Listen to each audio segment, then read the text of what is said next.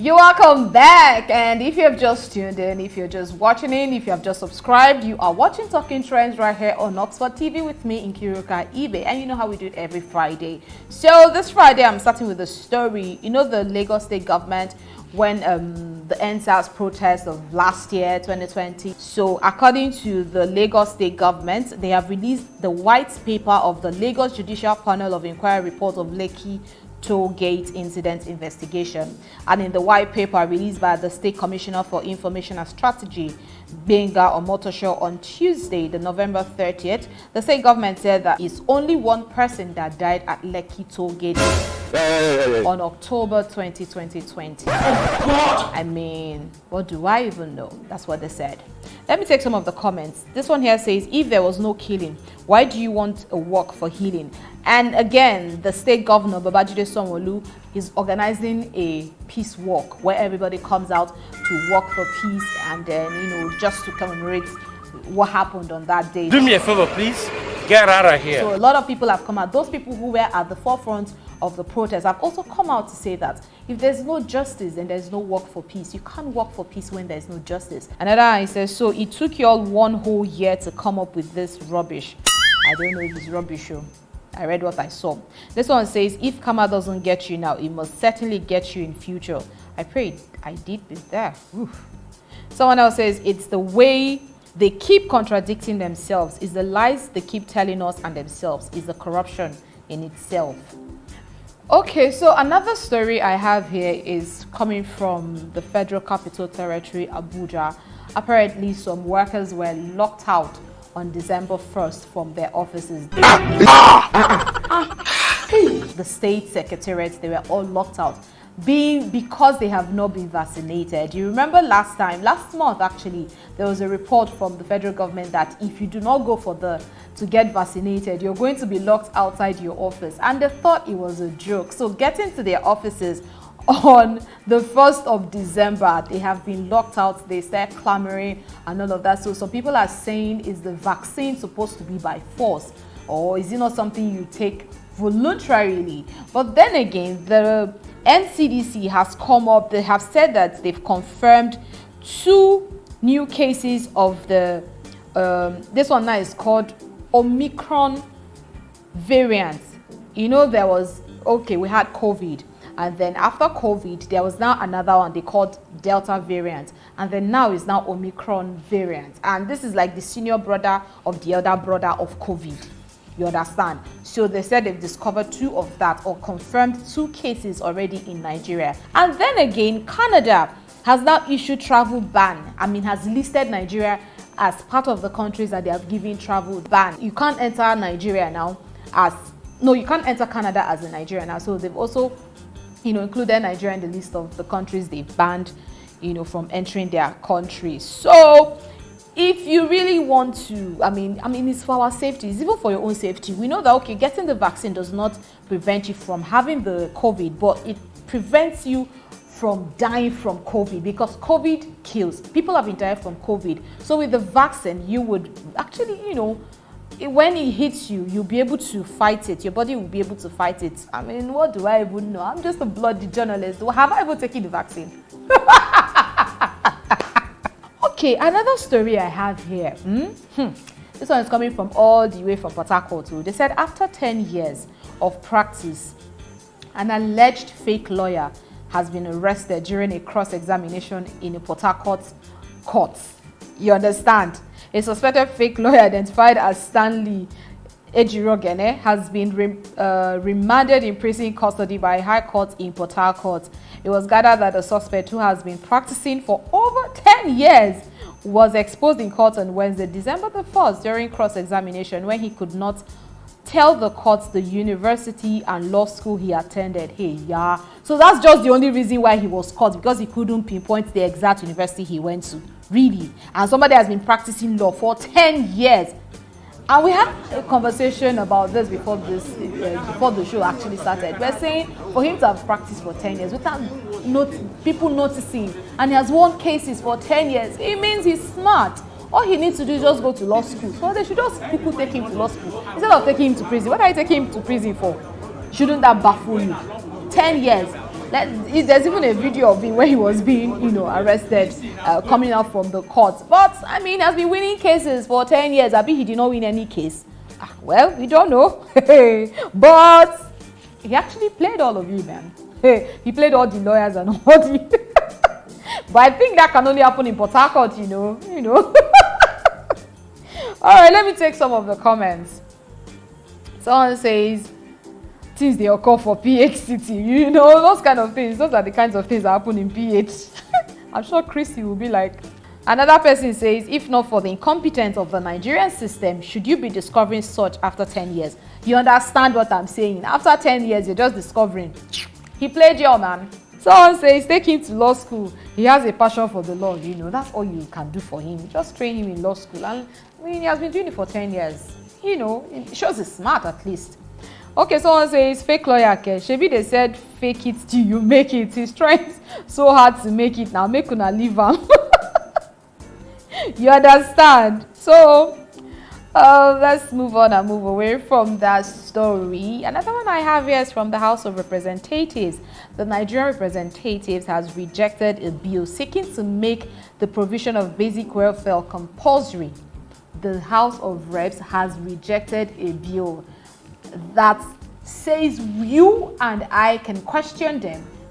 You understand? We can just come up and say, okay, you said you were going to do this in my state. You did not do it. You need to be accountable to me. So that's just it. So they have rejected the bill. And why would they reject the bill? Someone says, both of you to assume they will sign a bill that will make them accountable for their treasury and crimes. Another one says, of course, they don't want accountability when they are in power. Watch them champion, for example, same once they are no more in power. Exactly. Now, they don't want to be accountable to us, but by the time they leave now, or maybe they are playing for the other league, you start hearing them, castigating the league they are not playing for. Are you following? Let's be on the same page, Someone else here says, developer. Okay, can this country ever be better? Yes, it can be better. Maybe in the 2050s, when all of them must have. And then I says, whoever sponsored that bill should be voted next Senate president. And I second that. Let the A's have it. Is it A or no? The let the nays and the yeas. So let the yeas have it. Yes. So let's take a story from outside the shores of Nigeria. A report has it that at least 4 people have been killed after a powerful storm tore through Turkey. Winds of about 81 minutes per hour was recorded in Istanbul, which destroyed buildings and blew ships off their moorings. I mean, you need to see this wind. Let's even take a look. There's actually a video of what actually happened there.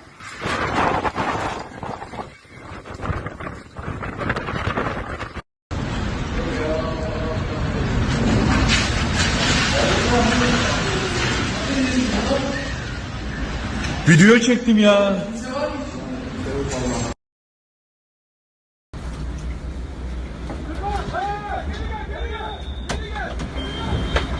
Soft'teydi. Allah belanı versin. Allah belanı versin.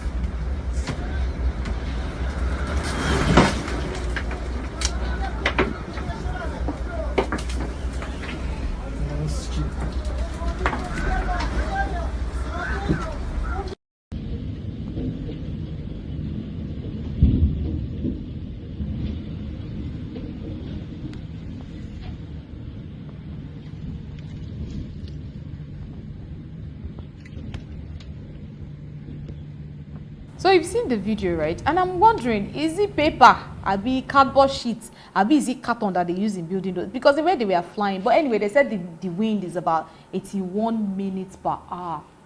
I mean, well, and it's quite unfortunate that 4 people had to die. So, okay, before we take another story, let's go on a short break and we'll be right back.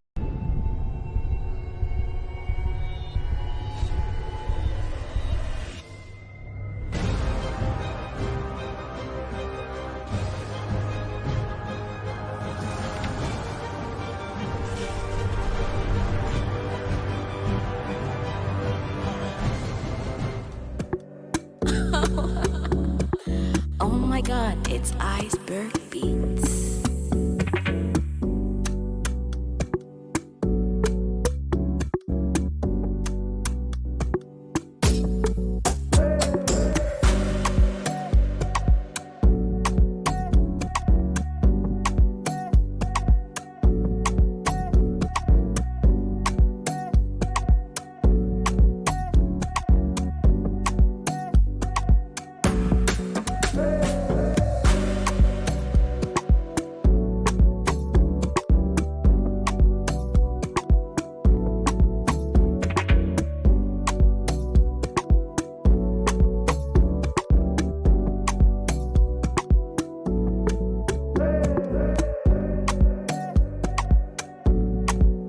So you see what went down at Oxford at 5 ceremony. I mean, it was a bang, da, dang. So if you didn't see it, if you are not there live, so go on our YouTube page. The whole video is there. Just go and see for yourself what actually went down. I mean, it was amazing. So moving on, now let's take one more story and then we can call it a day. An American author, Alice Seabird, has apologized for her part in the wrongful conviction of a man who was cleared last week of raping her in 1981. In her memoir, Lucky, she described being raped and later telling police she had seen a black man in the street who she believed was her attacker. Anthony Broadswater was arrested and convicted, spending 16 years in prison. A statement from Mr. Broadswater released via his lawyer said he was relieved that she apologized. In her apologies, she sent in her apology statement, she said, and I quote, "I am sorry, most of all the fact that the life you could have led was unjustly robbed from you, and I know that no apology can change what happened to you and never will." Lucky sold more than 1 million copies. That's not even the issue, not even about what the memoir sold or not, but the fact that she wrongfully accused someone of raping her and the person spent 16 years imprisonment. I mean, yes, we know that, okay, we always go about saying report it, speak out, speak up, don't die in silence. We're not saying you should speak up against someone. And she assumed that is the person that raped her because, you know, there's a word there, black man she saw on the streets. Probably because he was a black man, and then you assumed that because he's black, so he could be a rapist. Are you following this? And then apology. You render apology for what? He spent his 16 years of life in prison. I mean, I have no opinions in this though, but if I had an opinion, I would say apology not accepted. But then again, they say to err is human and to forgive is divine. The Mr. Broadwater has said he has forgiven her and that he's happy that she has apologized. Yes, so okay, bringing it back now in Nigeria, there's a lady, I mean, she has been all over the social media streets. You know, we saw a video of her and her boyfriend, you know, being all lovey-dovey and loved up and all of that. And then suddenly again, she now shows us another picture of her where she has a swollen eyes, beaten up, and she said she had fractures. She's going for face construction, something like that on her face though. But you can see that she was brutally beaten up by the same guy that she was all loved up with. I mean, these things, we see the signs. Yes, we see the signs of all these things. Last month we were celebrating the, you know, end abuse, gender-based violence against women and girls. That was what we celebrated in November.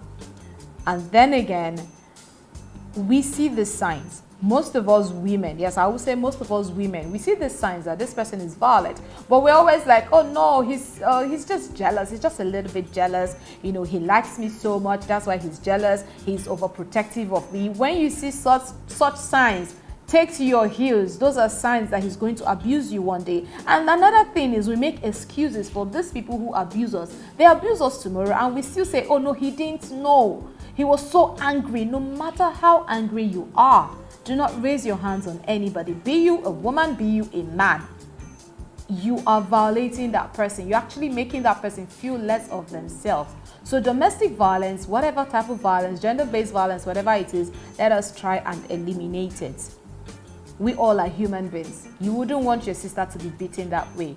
Neither would you want your brother to be beaten that way. So what you don't want, don't met it out on somebody else. Am I making sense? Just seemed like I made sense. What do I even know? I'm just a bloody journalist and I got no opinions, remember. But I'm just saying, in the spirit of the elimination and the eradication of gender-based violence, let us keep our hands to ourselves. Yes, if you're too angry, break your TV. If you're too angry, punch a wall. If you're too angry, go and puncture the tires of your vehicle. If you're too angry, take a stone and break your windshield. If you are too angry, enter the kitchen and drink water and mind your business, or just leave the house. As simple as that.